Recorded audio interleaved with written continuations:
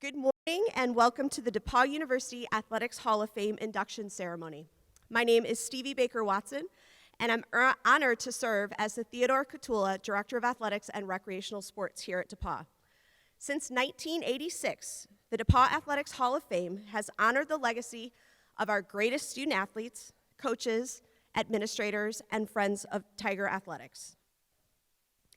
From the earliest inductees, like Charlie Erdman, George Lortz, Mary Conklin, and Gami Neal, to the individuals we honor today: Sara Sabin Alger, David Blackburn II, Katie Reis Bonomo, Jason Pettigrew, Steve Ray, and Megan Soultz. The Athletics Hall of Fame recognizes the exceptional athletics achievements of our student athletes, coaches, and administrators.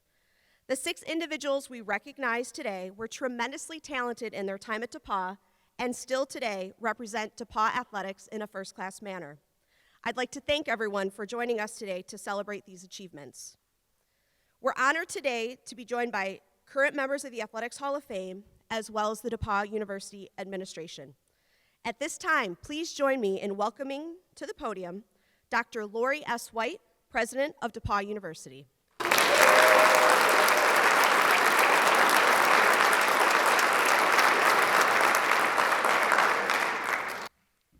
Thank you, Stevie. Good morning, everyone, and thank you so much for the warm welcome. I'm so honored to be here today to recognize and to celebrate athletic excellence. And given my own experiences as a high school cheerleader, college cheerleading coach, and working with students in higher education for more than 40 years, I know that athletics can be one of the most valuable aspects of extracurricular activities. And speaking of cheerleading, a funny story. A few weeks ago, I was getting dinner after one of the football games downtown at Tap House Burgers, and I ran into a couple of the cheerleaders. And I asked the cheerleading team captain, how many students are on the cheerleading team? And she said, well, we only have so many uniforms, and so we can only have so many individuals be a member of the cheerleading team because that's how many uniforms we have. And I thought to myself, surely we can find a way to get more uniforms so more students who are interested in cheerleading can participate. So I asked Vice President of Student Affairs, Alan Hill, to see if he could figure out a way to get more uniforms, and he did. And then a couple of days later, I got an email from the cheerleading captain that said, "Dear Dr. White, since you seem to have a way of getting the administration to give us more money, would you be our advisor?" And so I said to them, thank you so much, but I have a day job. It is just so wonderful to be here. And in all seriousness, the intercollegiate athletics experience teaches our students not only to be advocates for themselves, the experience teaches them to strive for excellence, work together as part of a team, face adversity, thrive in a competitive setting, become resilient, and so much more, all of which has been personified for our scholar athletes over these past 2 years in particular. One of the other powerful aspects of the athletic experience is lifelong friendships and supportive relationships that one develops with teammates through athletic practice, competition, wins, and losses. The outstanding athletic experience we offer at DePauw happens because we have such talented athletic staff. Our coaches, athletic trainers, and other athletic staff are critical to the student experience and to our campus community. And they share in our collective commitment to hold our students to the highest academic standards and to develop their leadership potential. So how about a round of applause for all of the members of the DePauw Athletic Department?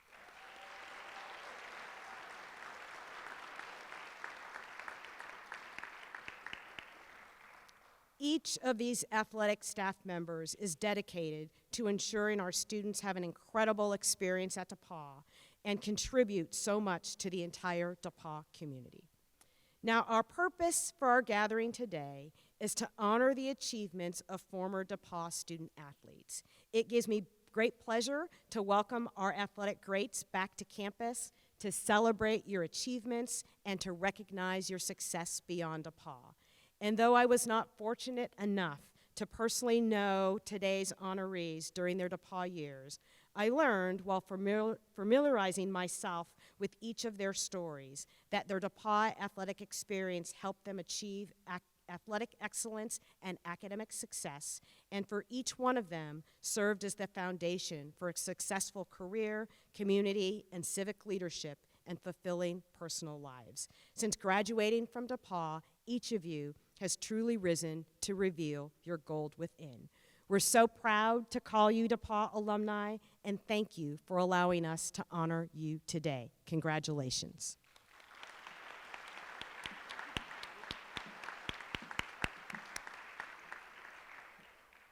Thank you, President White, for your remarks and also for joining us today. And also special thanks to Vice President Alan Hill, who is also with us. This is also a moment to thank our colleagues in alumni engagement, Leslie Smith and Wendy Whippich, for partnering with the Department of Athletics in this event today. I'd now like to take the opportunity to acknowledge the member of the Athletics Hall of Fame Selection Committee for their work in reviewing the nominations and securing additional documentation. For this class of inductees, the committee reviewed more than 70 nominations. Permanent members of the committee include Rich Bonacorsi, Mary Brescher, Dr. Phil Eskew, Dr. David Gelman, Dr. Pam Propsom, Leslie Smith, and Bill Wagner. Elected members include Jennifer Bauer, Paige Cotton, Rob Doyle, Sarah Miller-Humbert, Tom Spees, and Dr. John Stevens. Special thanks to both Rich Bonacorsi and John Stevens for assisting us on stage today. We're also honored to have several members of the Athletics Hall of Fame in attendance. Thank you for joining us today to honor today's class. Now, today during the formal ceremony, each honoree will answer several questions prior to sharing additional words of wisdom and thanks. Joining us on stage today is Bella Zaleski, a sophomore from Libertyville, Illinois, a member of our women's lacrosse team, and productions director for WGRE 91.5. Bella will be our center stage MC and interview each of the honorees. So let's give everybody a round of applause, and let's get the energy up in this space.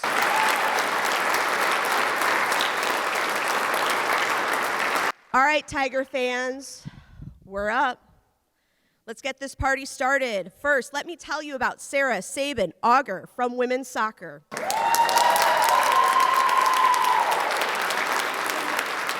From the class of 1998, she earned 4 varsity letters as a member of the women's soccer team while playing in all 73 games and starting 67. She earned all Indiana Collegiate Athletic Conference honors as a junior and senior and helped lead the Tigers to 3 ICAC titles and an 11-0 conference record. As a senior, she was the team and conference MVP and named the team's most valuable defender. During her junior season, she was recognized with the Tiger Award, which was selected by the coaches. A third-team All-Great Lakes Region choice in 1996, Alger was the first-team honoree in 1997.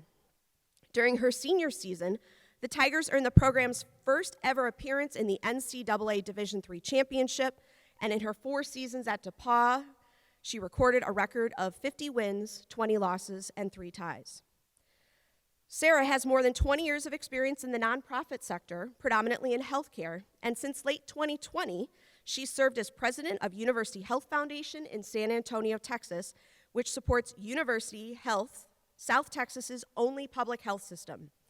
Previously, she served as vice president of development for Advocate Aurora Health out of Wisconsin, American Heart Association, American Cancer Society, and Second Harvest Food Bank of Wisconsin. In July 2020, Sara began her service as a member of the DePauw Alumni Association Board of Directors. She and her husband, Jay, reside in, I didn't ask you this one, Borney, Texas? That place in Texas. And are parents to 3 daughters, including Cassidy, twins Abigail and Avery. Please welcome to center stage, Sara Sabin Alger.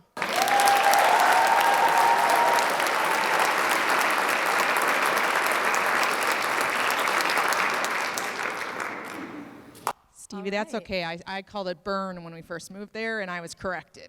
So, All right, good morning, everyone, and good morning, Sarah. Thank you so much for joining us. We're so excited to celebrate with you this morning. You were a member of the women's soccer team that earned the program's first national tournament bid. Tell us more about the journey that got you and the program to that point. Well, when I started at DePauw, we had a winning record. We had some good players. We were in the ICAC, which was not a help for us. We were dominating that conference, at least in women's soccer, for a very long time. 5 years, right? The program was 5 years before I got there. But we had these aspirations to get outside of Indiana and do more. And my freshman year, our record was something like 12-7 or something like that, which actually was an okay record. And I remember we were waiting for this call to come to get the bid, and of course it was a no. So we were disappointed. Our seniors moved on, and then we went to work. We had to push each other every single day. I remember running the Swedish fitness test for that summer and into the fall of the next season. We, just 3-a-days, which also included, in addition to that, morning 5-mile runs, which when you're a soccer player, it's all about endurance, but really more speed. And so who wants to run long distances? Those are cross-country folks. We just worked hard, and John, the late John Carter, our coach, did an excellent job in recruiting outstanding talent and getting us to play outside of Indiana so we could be seen in different regions and people could recognize who DePauw University was. And so as we led up into my senior year, everything was falling into place, and then life happened. We were all thrown into different positions. I myself, I was actually a midfielder, but my senior year found myself as a central defender. Kristen Kinney, who's also a Hall of Famer, she was moved into the forward position from the midfield. Our goalkeeper, who was outstanding, showed up on the third day and quit. Our second goalkeeper, who was also just as great as our first, was injured within the first few games of the season, so we had no goalkeeper. And we had to figure that out. So my fellow Wisconsinite, Naomi Ludman, took on the goalkeeping position, though she had never tended goal before ever. So we had our challenges cut out for us. Nonetheless, we made it work. We not only got the bid, but we also got the call that we would host that game, which was against Denison. For us, was fantastic because historically we beat Denison every year until that late day in 1997. Yeah. So we lost 2-0, and it was a sad day of women's soccer here. But in the end, we were able to pave the way for my teammates then that were going to stay after I was gone. So really an amazing story about building up a program like that and leaving a lasting legacy. That's amazing. So give you another question here. Sure. Participating in sports is a daily learning lab. Little time to study before you have to take action. What did you learn from your DePauw soccer experience that has prepared you for work in the nonprofit sector? Yeah, soccer is a metaphor for life. It's, sport is. And, we learn all of us student athletes, we learn about time management, we learn about communication, we learn about, when to eat, when to sleep, when to study. And so it's certainly things like that. But the one thing that I also really love about soccer and how that falls into what I do today is there's a science behind it, right? There's technique and skill that you need to learn. But then when you get on the field, and I know it's different in different sports, but in soccer, you don't really get timeouts, guys. You play for 45 minutes, and then you get some yelling from the side. But other than that, you just keep going. And so you're presented with opportunities every single second of the game. How are you positioned? Who are you going to play to? Am I going to play to her feet, or am I going to make her run? What does that look like? And so you have all this opportunity for choice, and that's where the art of sport comes in. And it gives you an opportunity to have vision, to see what it's going to look like. How does it look now, and how can it look, in 2 minutes from now, or 30 minutes from now, or 89 minutes from now? And trying to use those different experiences and all the practices that you go through, that's the science, the technique, the skill, all of that. And leading into, making those decisions, it's that growth of the experience. So, for the last 20 plus years, I've been in development, fundraising for healthcare, and it's an art and a science. You're able to, here there's a process that you have to take people through to get their money and make an impact and transform people's lives. But it's a dance and it's an art, and you got to take them with you for the ride. Absolutely. A bit of a lighter question here for you. Where is your favorite place to relax? So anybody in the audience that knows me knows that I do not relax. So that's not really the best question for me. I'm always running 100 miles an hour, but I think probably more of accurate statement would be more of a stress-free kind of thing. Okay. Where, I have a Peloton bike. I love it, you guys. Anybody that's my Facebook friend sees that I'm always like, I love my bike. So that's where I release stress and become more relaxed. So I still have that physical activity in my life. And of course, also enjoy sitting on the couch at home with my family watching, Survivor or Big Brother or something like that. So hanging out with them and just taking some time. Yeah, absolutely. Sarah, are there any additional thoughts you'd like to share with us today? I think this is the time I'm supposed to look at my notes in my pocket. So, I would not have come to DePauw University if I didn't play soccer. John Carter would have never found me and would have never sent me a letter to open up an atlas to find Greencastle, Indiana. And so I really appreciate that he was as stick-to-itiveness to get me here was great. I had to visit over my spring break my senior year because there was a blizzard when I was supposed to come. But I feel like now would be the time to insert my DePauw commercial and about my journey here, and that student athlete is a two-word, hyphenated word, where athlete is second and students first. And so I'd love to take you through my DePauw journey, but we don't have that much time, Stevie, do we? So instead, I just want to take the time to talk about the people, because as much as these memories are great to share, and there's a lot of great stories that we were talking about last night too, that there's really, it's really about the people. And so the few people that I want to mention, some are here, some are not, some have moved on. But first, the late John Carter, he was our coach. He was able to give me the opportunity to find my way and discover who I was, not just as an athlete, but as an individual and as a leader, and just develop into who I am today. So I thank him. I think about the Reverend Dr. Stuart Lord. He moved on from here as well, but I was a Hartman Civic intern, and he taught me perseverance. He taught me about community. He taught me about vision and what things could look like. Professor David Newman, who probably has no idea I'm here today and maybe doesn't even remember me, but I visited his class when I came on my school visit, and he was one of the reasons I thought about DePauw academically, and he actually taught me how to read a syllabus the correct way. You have to read everything in the syllabus, guys, everything. And and he taught me to have no fear moving forward, and taught me how to study. Professor Kent Menzel taught me about passion. It all begins with passion when you go forward. And Professor Leslie James taught me about compassion. He came on a mission trip with me my sophomore year, and I just learned so much from him, just about caring for people.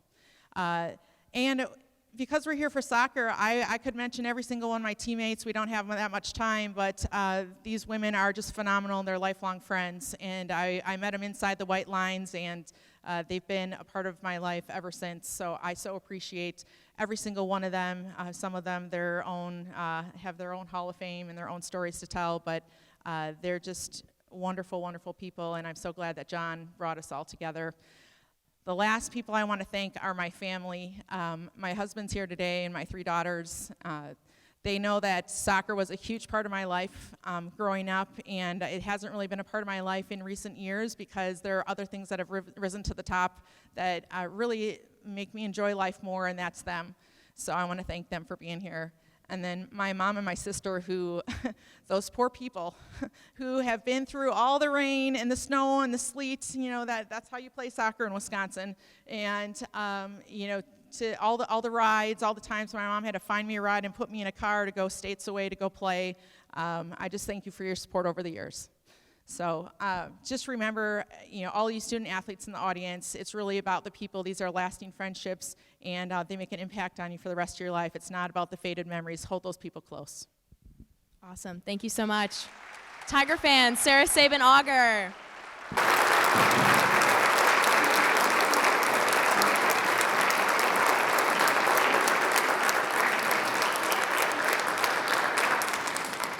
All right, moving next to center stage, let's hear it for David Blackburn II.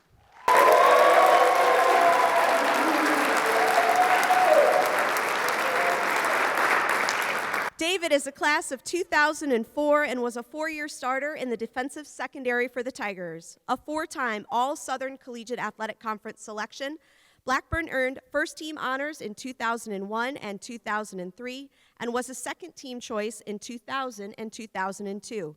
He still holds the program's career record for passes defended, which for those of you out there means interceptions and breakups, with 50 and is tied for 11th in school history with 11th career interceptions. In 2005, he was named to the SCAC 15th anniversary football team. Blackburn attended graduate school at Butler University, where he was a graduate assistant football coach for the Bulldogs. He joined the Baltimore Ravens staff in 2007, where he served in various player personnel roles and is now a national scout in the college scouting department. The 2018 DePauw Young Alumni Award recipient, David has served on both DePauw Alumni Association Board of Directors and the DePauw Board of Visitors. He and his wife, Keisha, are parents to David III, Aubrey, and Kairos. Please welcome to center stage, David Blackburn II.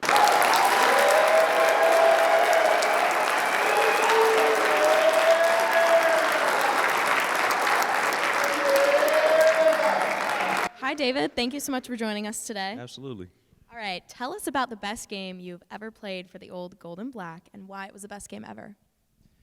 Well, in general, the Monon Bell games were different than every other game we played in. There was actually people in the stands, and they stayed through the whole game. It was always good playing against some friends that I had on the other side. I loved playing at Wabash because it was a rowdy crowd. They were really into it. As far as just, we only won one of those Monons when I played, but I was a part of that legendary game where Wabash beat us on a Hail Mary at the end of the game. That was a special game to be a part of, even though we were on the losing end. As far as my performance as a player, the one game that sticks out in mind was my freshman year. We started off 0-4, and we played Swanee, and I had 2 interceptions that game, and the last one sealed the win, and we went on to win our last 6 games of that season. So it kind of established myself as a player on the field, being a young player, that I belonged, and I was able to make plays and help stem the tide to us having a good end of the year. But somehow I still managed to grade out poorly that game because I wasn't playing the right coverages. So I don't know what that was about. That's amazing. All right, playing for a legend of a man, Coach Nick Morosis, had to have taught you several life lessons. What lessons did you learn from Coach Nick and others at DePauw that helped make you successful today? You can't mention just one thing that you learned from Coach Nick. We talked a lot about that last night with all the different phrases that he had, the messages that he gave to his players. PMA, positive mental attitude. Mental is the physical, like 4 is to 1. You got to have Tiger pride, personal responsibility, and daily effort. I think that one sticks out in my mind because it talks about how you're responsible for your own performance each day. You know, nobody can motivate you. Nobody can get you out of bed on time. Nobody can make you work hard at your craft. Nobody can make you do anything. Everything that you put in, you're going to get back. That message kind of sticks out because at the Baltimore Ravens, actually, our scouting department, you know, it's more than just grading the player. It's about grading his character, more specifically his football character. And one of the categories that we have describes, you know, a person's dedication to the betterment of their craft. You know, does he get extra workouts in? Does he take care of his body? You know, does he eat right? Does he get good rest? Does he watch extra film? Does he do all the extra things to kind of get that 1 little % of improvement that's going to give him an advantage on his opponent? And as a department, we were trying to figure out what's a word that best describes that. And instantly I said pride, and broke down, you know, your personal responsibility to your daily effort. So we actually named that category pride. So, you know, Coach Nick kind of lives forever in the DePauw scouting department. That's awesome. Really, really valuable life lesson there. And who is your favorite music artist? Sorry, a little lighter question in there. I'm sure people who know me well could answer that question pretty easily. My favorite music artist is Nas, the rapper. Nice, nice. And are there any additional thoughts you'd like to share with us today? Sure. You know, when you're getting rewarded for something or recognized for something that you did in the past, you instantly think about all the support that you got along the way. Obviously, the first people I want to thank are my parents, Pam and David, for not just supporting me on the athletic side, but just being good examples. Just being good examples as far as, you know, what it means to be a parent, what it means to be a husband and a wife, taking me around to all my events, all my games, everything that I never went without. You know, I thought I was a rich kid millionaire because I had everything I need. I had love, I had support, and you know, they really set a good example of what it meant to be a good person. My sister for being my biggest cheerleader, all my aunts and uncles and family, a lot of people that came and supported me today, all my friends and, you know, ex-teammates, both at, you know, high school and college, co-workers, past and present. I definitely want to recognize past coaches that I've had, specifically, first off, at Ben Davis High School. You know, I had the benefit of not only playing for Coach Nick, but another legendary coach in Coach Dick Dullahan, who happened to make it out today. I appreciate everything.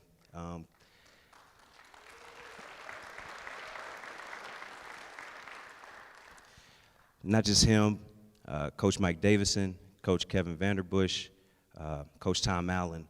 You know, those guys really they gave me a strong foundation, a football foundation, not just of knowledge, but of work ethic, toughness, teamwork, leadership.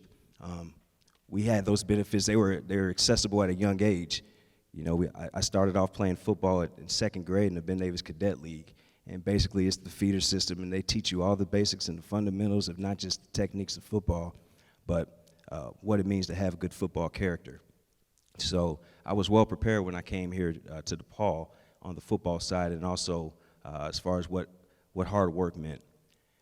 My experience at DePauw, I want to thank Coach David Hill for recruiting me.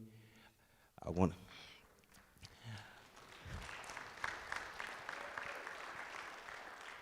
still mad you left me early, but, you know, it's all good. I love you, man. Coach Neil Kazmierzak for believing in me, not only just as a player, but also helping me get my first coaching position at Butler, which catapulted me into working in the NFL. Thanks, Coach Kaz. And I also want to obviously thank Coach Nick Moroses, the late, great Coach Nick Moroses. And last but not least, obviously, I just want to thank my wife, Keisha, and my children, little David, Aubrey, and our youngest son, Kyrus. It is an honor being your husband and your father. I just want to leave you guys, lastly, with a quote that I had. A really close friend of mine, probably the closest friend. He is my closest friend in the league. His name is DeJuan Jones. He sent me this quote that he came across his travels, and it really hit home. And hopefully it will for you for obvious reasons. This quote is by Merlin Olsen. It says, "The focus of my life begins at home with family, loved ones, and friends. I want to use my resources to create a secure environment that fosters love, learning, laughter, and mutual success. I will protect and value integrity. I will admit and quickly correct my mistakes. I will be a self-starter. I will be a caring person. I will be a good listener with an open mind. I will continue to grow and learn. I will facilitate and celebrate the success of others. I feel like I grew up in a household that taught that. I played for coaches who promoted that. I played with teammates who embraced that. I went to schools that helped you develop that. That is my life mission statement. And if you think of my time here at DePauw and having a legacy that's worth being commemorated, I hope that you believe that about me and my time here at DePauw and my continued impact on the world. My wife and I will raise 3 children that believe in this as well. I want to thank you all for coming. This is extremely humbling. I'm very, very blessed. Thank you for everybody that came back. Congratulations to all the other inductees. Rest in peace, Coach Nick. Tiger Pride, baby. Tiger fans, David Blackburn II.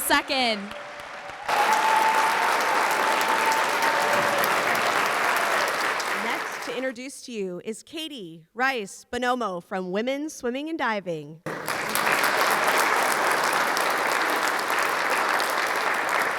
Katie is a member of the class of 2003 and competed in 4 seasons on the women's swimming and diving team, where she was a 5-time All-American, which represents a top 8 finish, in individual events, and 1 honorable mention, which is 9th through 16th finish. In the 100-yard backstroke, Rice finished 4th at the 2001 NCAA Division III Championships, 7th in 2002, and 10th in 2003. She was also 7th in 2003 in the 200 back and 8th in 2001 and 2002. She was part of 2 honorable mention All-American 200 medley relays, and she still holds the Erdman Natatorium records in the 50 and 100 back, which remain 2 of the 3 oldest facility records we have. Katie was a 4-time Southern Collegiate Athletic Conference champion in the 100 back and won 1 title each in the 200 back and 200 IM, and led the Tigers to the SCAC team title as a senior. She later was named to the SCAC 15th anniversary women's swimming and diving team. Katie graduated with school records in 3 individual events and as part of 2 relays. She was the team MVP as a senior, earned the program's Tiger Award as a sophomore for her work ethic. She also received the NCAA Postgraduate Scholarship in 2003 and was second team COSIDA Academic All-America honoree as a senior. Bonomo earned her master's in mathematics from John Carroll University and has worked as a mathematics teacher at Western Reserve Academy in Cleveland, Ohio for 19 years. She's also been in charge of the dorms, the swim team, and assisted with the varsity volleyball team. Katie and her husband, Michael, are parents to Ryan and Molly. Let's give Katie one more round of applause.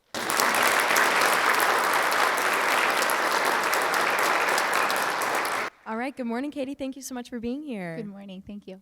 All right, Katie. So swimming can be hard on the body and the mind, with 2 practices in the water most days, plus additional training on dry land. And by the time swimmers get to high school, they've been in the pool for many, many years. What made you decide, 1, to swim in college, and 2, to swim at DePauw? My math teacher mind came out when you asked this question, and prior to coming, I did a little calculations. And so prior to applying to DePauw, I had swum over 9 million yards for my prior swim coach, Mike Leonard, and he was the club coach that really, I think, motivated me to want to continue my swimming career in college. And it was really the simple things that made me love being a part of the program. He would turn off the lights on Friday night, and we would swim in the dark. He would give us T-shirts for having really good attendance. He would make silly games to make practices go by fast. And so I think he was a crucial piece as to why I wanted to continue to swim in college. As were my parents. My mom, who really doesn't know anything about swimming, was the source of stability and love that got me to every meet and every practice and drove me at 5:30 in the morning. I would sit during meets for 6 hours at a time and come back for finals at night. And no matter what the results were, she was just proud of me and would always be supportive. My dad was more of the one who would give me the feedback as to what I did well and what I could improve upon, and always gave me peppermints after each swim, regardless if it was a good or bad one. And so I think it was kind of the support system that I had that led me to want to participate in swimming at the collegiate level. Of course, that's awesome. All right, each of your 4 years, you qualified for the national championships. And as a senior, you were named an academic All-American and received the NCAA postgraduate scholarship. What were your secrets to this success, both in the pool and in the classroom? I think it was finding the joy, trying to bring my best self to practice, trying to bring my best self to the classroom, and enjoying the people that I was surrounded with along the way. I think it was really my teammates that made the daily grind of swimming fun.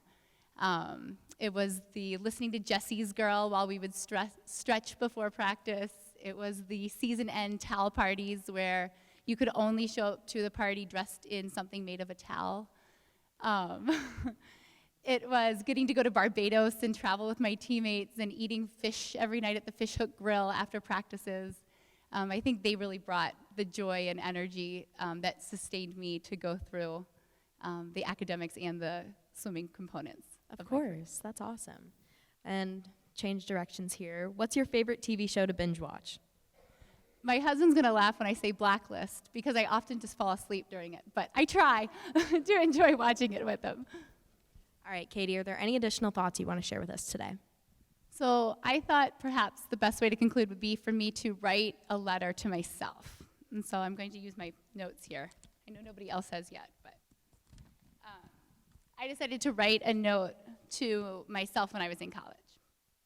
So, dear 22-year-old Katie, written with the insights and gray hairs of now 40-year-old Katie. Just yesterday, while in the middle of a swim set, you sprinted off the pool deck, soaking wet with your goggles still on, and ran barefoot in the snow back to Alpha Phi to grab your chemistry lab to turn it back in, all to try to avoid the 5-point late penalty, which you still incurred. Maybe your friend Martha is right. You might be a little high-strung.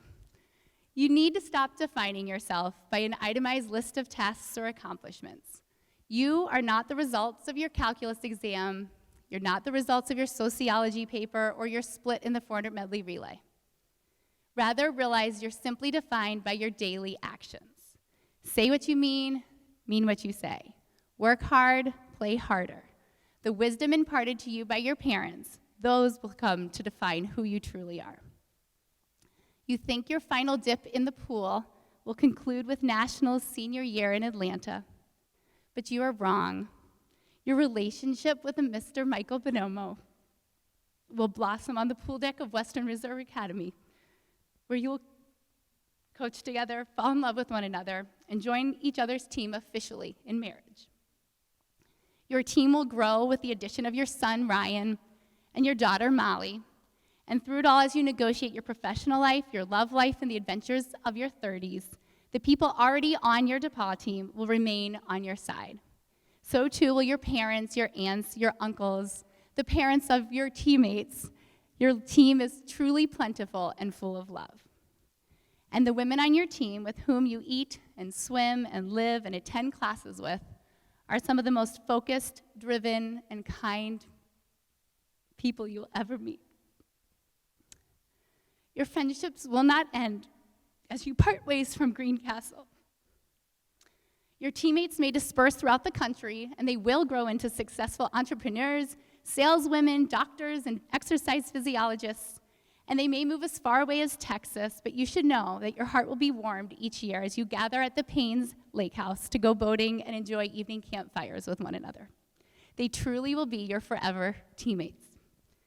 And after a decade of coaching, when you take a hiatus from running the swim team, the pool will yet again find a way to come seeping back into your life. For your future son, Ryan, will emerge as a talented and joyful swimmer. You will finally understand why your parents always equated swim meets to watching paint dry.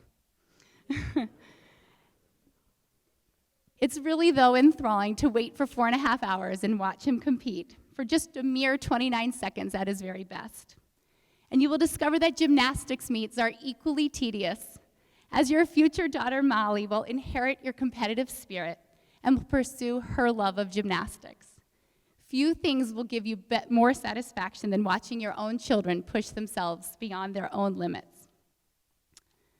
And when Dr. Bob Bottoms hands you a diploma in May of 2003, and you think your coursework is completed, you ought to realize that your learning is only beginning. DePauw has equipped you with the skills you need for success, but it will be up to you to put forth the daily efforts to succeed. Swimming 17 years competitively, pushing through sets such as 100 100s and 10 400 IMs, has built into you enough grit and determination to get through even the toughest of days. And remember, your teammates, both those formerly on the DePauw Tiger team, as well as the teammates you've selected to be on your team, will be cheering you on as you go. And one last aside before I go, soak up every minute of the epic swimmer year-end towel party, for never again in your life will it be appropriate to show up to a gathering in an outfit solely fashioned from a towel. Enjoy the ride, my dear 22-year-old Katie, with love from a slightly more patient and joyous than ever 40-year-old Katie. Tiger fans, Katie Reis Bonomo.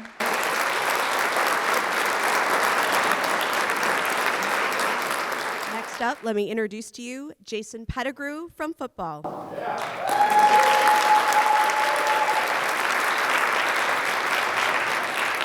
Jay is from the class of 1997 and was a four-year starter at tight end for the football team and earned first-team All-Indiana Collegiate Athletic Conference honors all 4 years. He finished his career with a then NCAA Division III record, 38 consecutive games with at least one reception. His 156 career receptions still rank 8th in school history and are the most by a Tiger tight end, while his 1,757 receiving yards are 11th in school history, and also tops amongst tight ends. As a senior, he was a captain and led DePauw to a 9-1 record, which tied the school record for wins in a season. He was a consensus All-America selection in 1996, earning first-team honors from the American Football Coaches Association and third team on both the Hewlett-Packard and Football Gazette squads. The 1993 Edwin C. Boswell Freshman of the Year Award recipient, Jay was the team's co-MVP of the 1994 Monon Bell game. He signed a free agent contract with the Green Bay Packers and was in their preseason camp in the spring of 1997. Jay held positions in retail management before serving as executive enrollment advisor at the University of Phoenix, where he earned his MBA in 2009. He was then assistant director of admissions at the Art Institutes before serving in managerial positions with Orbis Education and most recently as an account executive with One Cause. Jay and his wife of 20 years, Nataki, who is a 1996 graduate as well, are parents to Ashley, Deja, and Jason Jr. Jay continues to stay connected to the sports community in the area through coaching and volunteering with youth soccer and boys and girls basketball. Please welcome to center stage, Jason Pettigrew.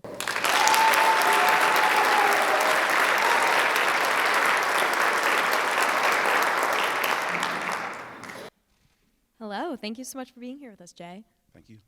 You immediately made an impact on the field with DePauw football, starting all 4 years, earning an All-American selection as a senior, and holding an NCAA Division III record for consecutive games with a reception.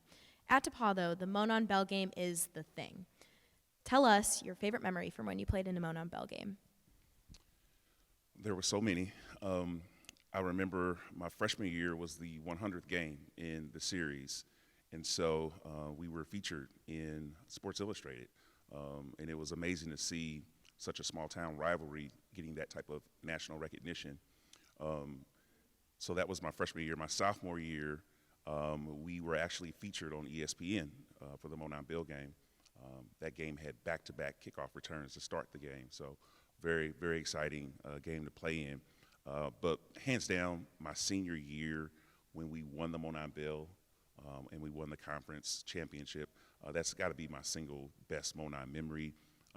We actually turned the program around that season. Wabash had held the bell for 5 consecutive years, and then we won it back, and then we proceeded to keep it for 5 years. So we righted a lot of wrongs, and I felt like we reset the program. That's awesome. Can you share with us a life lesson you learned at DePauw and that you have taught your children? I think it's just mental toughness and endurance. Whenever you play a sport like football, where you hit the ground and get up, hit the ground and have to get back up again, it teaches you mental toughness and what I call stick-with-itness. Similar to that, being a student athlete and having to manage your time and study when you're tired, when you're bruised and beat up, that also instills fortitude in you. And so in an age where kids want everything instantly, and people want to just go to Google for everything, this type of track that we've taken really instills within you that anything that's worth having is worth working for, and struggle and sacrifice come before victory. Absolutely. That's awesome. Switching gears, your favorite flavor of ice cream is? Well, if you know me well, as my wife and children do, I'm not a real big sweets person. So there could be ice cream that I never eat in the refrigerator or in the freezer. But if I had to choose one, it would probably be cookies and cream. That's a solid choice. All right, Jay, are there any additional thoughts you want to share with the group? Yeah, I'm just overwhelmed with gratitude in this moment. I think about my entire football life, going back to when my father put the football in my hand. Thank you, my mother, for taking me to all the practices and all the games. I remember in the backyard playing with my cousin Dacus and my brother Evan to signing up with the Little League. My first year, I was 7 years old, 66 pounds, and scared to death, but went on to set Little League records and played for the great Coach Apple and Coach Saddam along the way in high school. Being able to play all 4 years, varsity football in high school, was very memorable. My mother always told me to cultivate your talents. If you have more than one gift, to work on cultivating all of your talents. There could be a point where one of your gifts opens a door for you, and then later another gift or talent opens a different door. And that's exactly what happened when I came to DePauw. I thought I was going to go Division I, but when that didn't materialize, I still was able to come to DePauw on an academic scholarship. And then after coming to DePauw, I was able to really work on my athletics and arrive at this point and then even be noticed by the pros. So it was so very true. And so I just wanted to say thanks to everyone, the DePauw Hall of Fame committee, my fellow honorees, and I just want to give a special thanks to the chief above. I know that you're watching. Coach Nick, we did it, and I love you. Thank you so much. Tiger fans, Jason Pettigrew.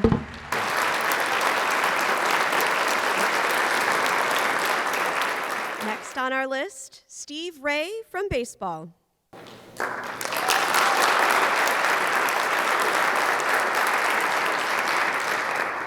Part of the class of 1979, Steve earned 2 varsity letters as a pitcher for the Tigers baseball team after transferring to DePauw in 1977.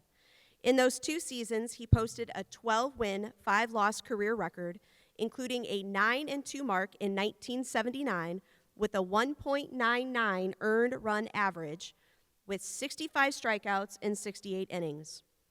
At the plate that year, he had a batting average of .321 and led the team in doubles with 6.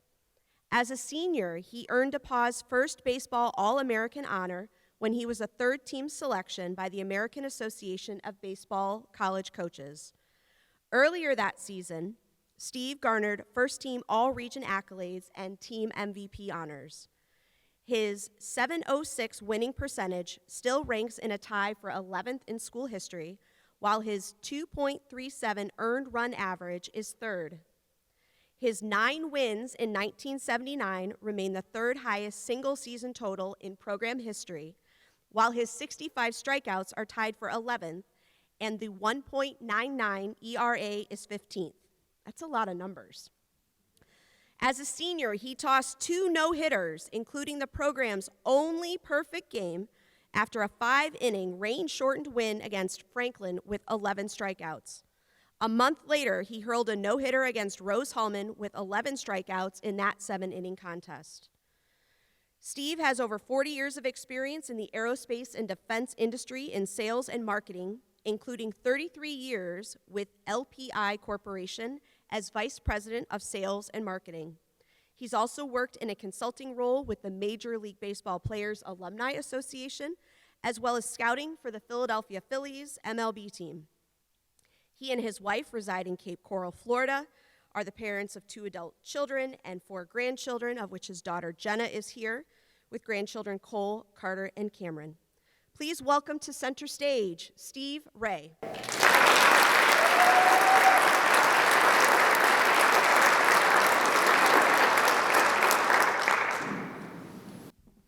Cammie. Thank you so much for being here with us today, Steve. Thank you very much.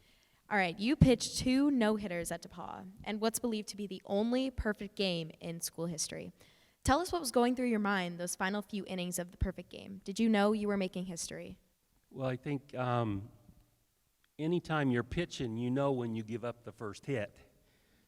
So I did know that I had a no-hitter going, but I didn't remember or know it was a perfect game until after the fact. And then we went into a rain delay, and then that finished the game. So it was a legit game and perfect game. So that was pretty awesome. That's amazing. All right, I believe that participation in competitive sports prepares an individual to live a life of success. What did you learn about yourself while playing baseball that you took to your career in aerospace marketing and sales? Well, I think, and a lot of coaches taught this. They said, have fun, like what you're doing. And one of my bosses told me one time, he says, always go into a negotiation better prepared than who you're going up against. And that relates to athletics as well. Whether it's practice, whether it's the weight room, whether it's pregame, is take care of yourself, be prepared. When you take the mound, a pitcher always wants the ball. And that's extremely important. And have fun. That's what I tell the grandkids, have fun. Awesome. Thank you so much. And where is your happy place? Oh, my happy place. Well, I'd have to say it's around water. We're fortunate enough, we live in Florida. We live on the water in Southwest Florida in Cape Coral. So whether it's the water there, or we're traveling to Hawaii, or a lake somewhere, it's just being around the water, the calmness, and still a little bit of the unknowing underwater. Interesting. Yeah. Okay. Steve, are there any additional thoughts you want to share with us today? Yeah, a few, and I'm going to bring out my notes. I would like to congratulate all the other inductees, and congratulations to all you and your families. I'd like to thank the DePauw University, and it's been 1979. It's been quite a few years since I've been gone, so it's awesome to be remembered and brought back, and we've done a great job this weekend. I'd like to thank my family that were able to be here. I'm honored and humbled, and I've got to thank my parents because without their backing, going to practice, we were at the ballpark a lot, whether it was me or my brother's game, who was an older game. He messed up, though. He went to Rose-Hulman instead of, a legit school. So, but he's the smarter of the two, so I got to give him some credit. A lot of people I'd like to thank, coaches. It all goes back all the way to Pony League, way back when Wayne Fortner, Pete Avenatti, Bill Bybee, Rudy Bohink, Lawrence Peprack, C.G. Thomas, my high school coach, Don Shear, who really taught me a lot. Jeff Huxley, who is our coach at VU, at Vincennes University, where I went out of high school. And then, of course, Coach Ed Meyer, legendary coach here at DePauw. And one of the things he taught me most was the importance of family. It was great. They lived on campus. He and Marianne, you were welcome at their house anytime. The boys were always around. They were either at practice or games. So I had, the importance of family and having fun. there's one person, a player I'd like to call out. There's I don't know, you're here today, Ron. Ron Thomas, I thought I saw you out there. He kind of is a little on incognito. But when you're a pitcher, you don't do it alone. And a catcher is very important to you, extremely important. If you've got a good catcher who's smart, knows the pitches, knows what you have that day, because one day it may be a fastball, it may be a curveball, it may be something else, or you don't have it, so you work on something else. But through Ron and our families, we grew up together. From our families got together, we were camping because our parents knew each other and worked together. All through Little League, the All-Stars, Babe Ruth, American Legion Ball, and after that, and then, of course, all through high school. And then I left to go to VU. Ron came to DePauw and started catching here. And then when I transferred, I looked at where did I want to go. And, obviously out of high school, I had aspirations of playing pro ball. I think any pitcher that does well wants that. Remember my second year in college, had a good career, but was not drafted. So I said, I also did well academically. So Ron and another brother, Rudy Bohink, were here at DePauw playing baseball for Coach Meyer. And another close friend, Bobby Kyle, who is another Hall of Famer. And they were here, so came and talked to them, talked to Coach Meyer, and decided to come here. And it was one of the best decisions I ever made because I loved my time here. But Ron is a catcher. Just a little personal note. Between high school and college, I was fortunate enough to throw 8 no-hitters in one perfect game. Ron caught 7 of them, and I think that's pretty awesome. And Ron is the only catcher I know of in DePauw history that has caught 2 Hall of Famers, because Bob Kyle, with a class of 78, or 77, 78, is also a DePauw Hall of Famer. So I'd like to thank Ron. He's a brother to me and a great guy. One other thing, Ron, I'd like you to kind of step out here to the side for a minute. I said last night, the one regret I had at DePauw was, and any athlete knows this, is throwing your last pitch. So I'm going to throw one more pitch to my catcher, and I'm going to not throw a fastball, but in there, watch little Cammy. There you go, Ron. That's yours, buddy. Love you. Love you.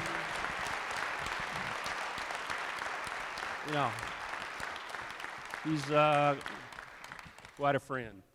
And, of course, family's so important to me. I've got my wife, Karen, here, my daughter, Jenna, and the 3 grandkids. 3 of the 4 here. Cameron, who's just running around here in front. Cole and Carter are the next baseball players out of this family. Both of them love the game. And, of course, then my other granddaughter, who's not here, is Chloe, and she's a freshman pitcher in a high school down in Florida. So there again, in closing, thank the university very much, congratulate my fellows over here, and thank y'all very much. Tiger fans, Steve Ray. Next up, Megan Soultz from softball.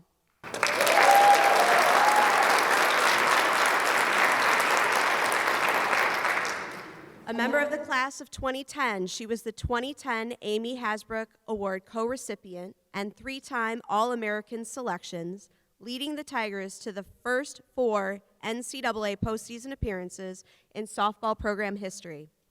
As a pitcher, she posted a 113-win, 25-loss career record and a 1.22 earned run average. She was a 2010 NCAA postgraduate scholarship honoree, still holds top 10 NCAA Division III rankings with wins, shutouts, complete games, innings pitched, pitching starts, and games pitched. That's pretty amazing, people. Soultz was a 4-time All-Central Region and All-Southern Collegiate Athletic Conference selection and 3-time SCAC Pitcher of the Year. A first-team All-America choice in 2008, she earned third-team accolades in 2007 and 2010.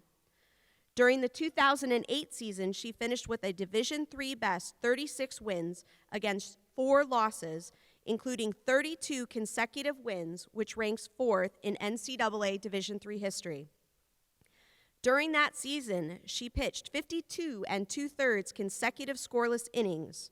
She posted a 17-9 record in NCAA postseason play and helped the Tigers to regional championships and a 5th-place NCAA championship tie in both 2007 and 2010. In her 4 seasons, DePauw had a 149-win, 29-loss overall record. Meg earned a master's degree in biology from IUPUI Purdue School of Science and has served as a paramedic for Indianapolis EMS and as an EMS educator for Eskenazi Hospital and IU School of Medicine before joining the Carmel, Indiana Police Department as an officer and later as a SWAT team member and field training officer. She was a volunteer EMT for Putnam County Operation Life while a DePauw student. And while on a winter term internships with New York City Fire Department, she was part of the rescue effort of U.S. Airways Flight 1549 that landed safely on the Hudson River. Joined today with Megan are her parents, Jeff and Michelle, and sister Taylor. Please welcome to center stage, Meg Soultz.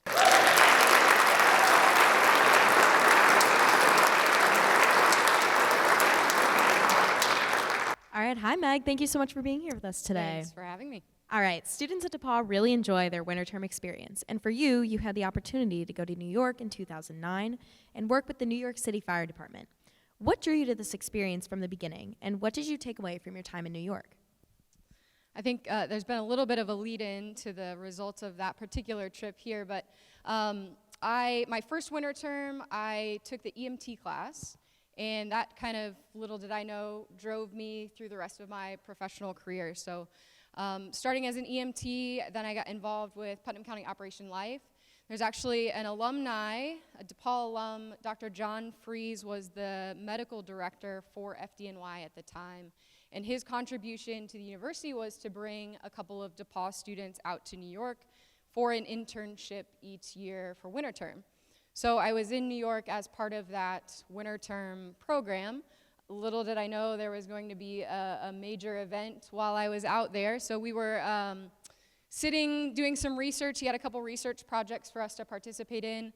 So as we're sitting there doing research, he pops his head in the door and says, "Hey, you guys want to go on a cool run?"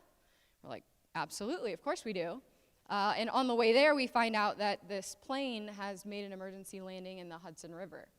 So just an incredible experience overall, getting to see what such a large-scale event looks like and how to tackle that.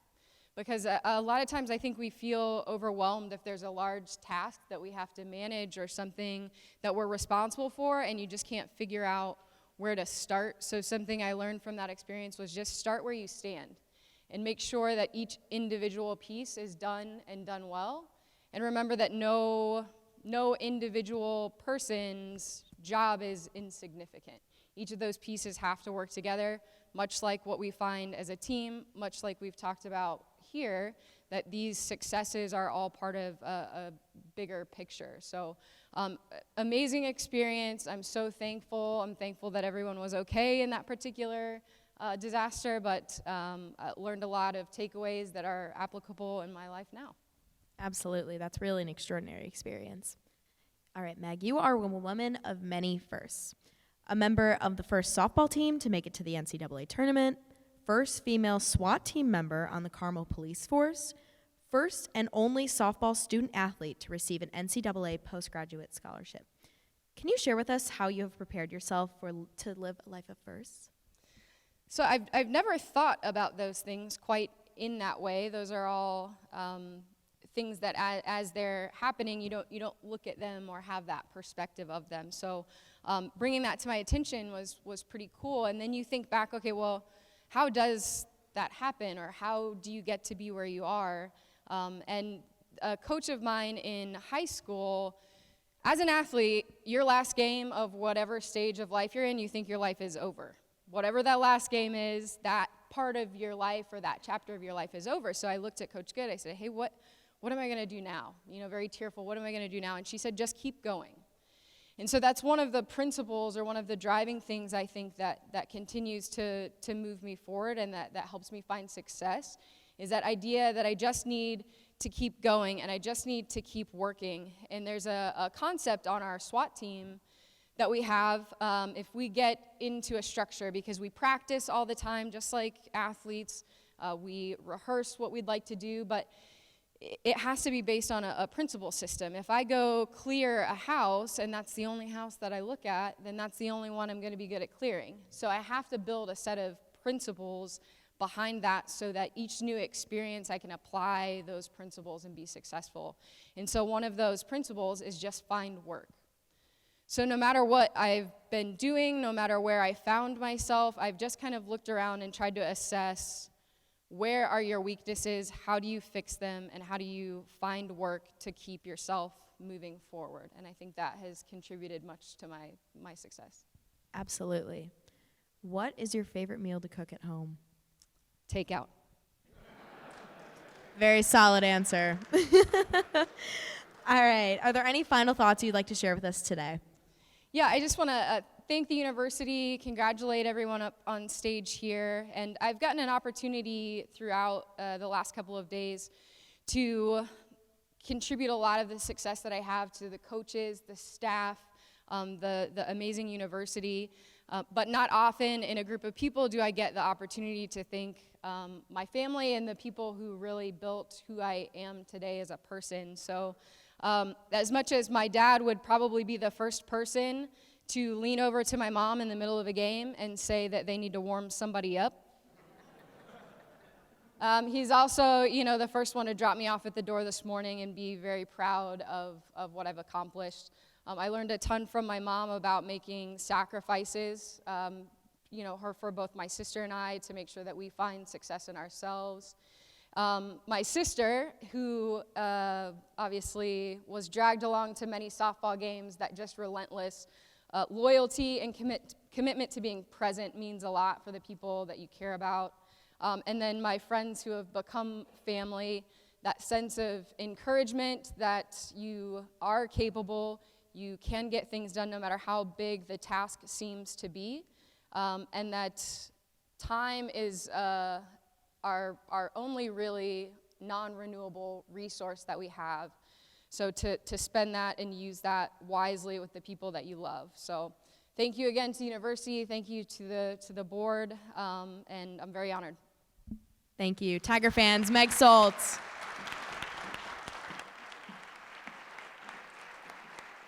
After hearing from our honorees today, I think folks can see why this is one of my favorite events. It is wonderful hearing from all of you about your adventures, both at DePauw and after DePauw. And I love the spontaneity that you have up here on stage, engaging with each other. I think that you've all created a new little friend group over there, maybe a little group chat kind of thing going on.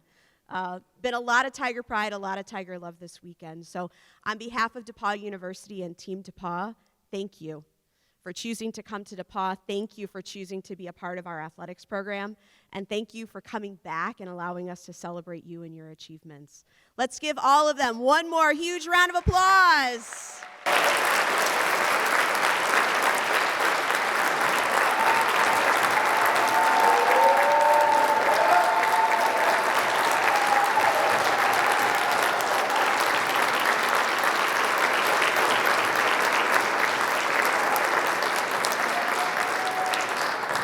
So on this weekend, we honor DePauw graduates from various sports and various years.